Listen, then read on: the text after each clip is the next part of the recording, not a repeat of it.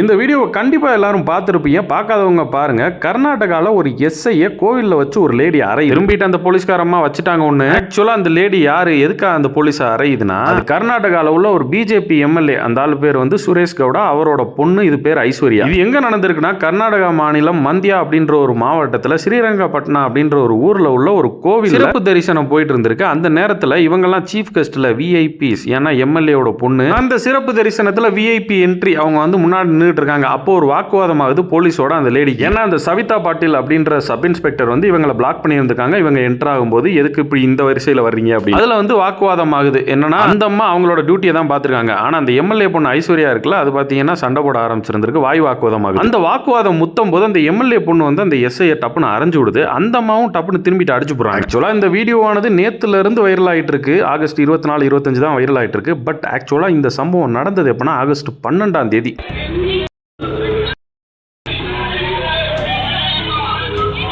அந்த சம்பவம் நடந்து முடிஞ்சவொடனே சவிதா பாட்டில் எஸ்ஐ இருக்காங்களா, அவங்க கம்ப்ளைண்ட் ரைஸ் பண்றாங்க. ஐஸ்வர்யா மேல எஃப்ஐஆரும் பதியப்படும். இது இப்படி போயிட்டு இருக்கையில அந்த எம்எல்ஏ சுரேஷ் கவுடா இருக்காப்ல, அவர் வந்து என்ன சொல்றாப்லனா, நான் மன்னிப்பு கேட்டுக்கிறேன், ஆனா எஸ்ஐ வந்து தகாத வார்த்தையில பேசினனால தான் என் பொண்ணை அடிச்சிருக்காங்க அப்படின்னு சொல்லியிருக்காப்ல. ஆனா சவிதா பாட்டில் என்ன சொல்றாங்க, அதான் அந்த சப் இன்ஸ்பெக்டர் என்ன சொல்றாங்கன்னா, நான் என் டியூட்டியை தான் பார்த்தேன், அந்த மாதிரி தகாத வார்த்தையில பேசினாங்க, என்னை அறையவும் செஞ்சாங்க, அதுக்காக தான் திரும்பி அடிச்சேன் அப்படின்ற மாதிரி. ஆனா கடைசியா சுரேஷ் கவுடா, அதாவது எம்எல்ஏ வந்து அவர் பொண்ணுக்காண்டி மன்னிப்பும் கேட்டா. பட் ஆக்சுவலா இது இப்ப நடக்கல, ஆகஸ்ட் 12ஆம் தேதி நடந்தது.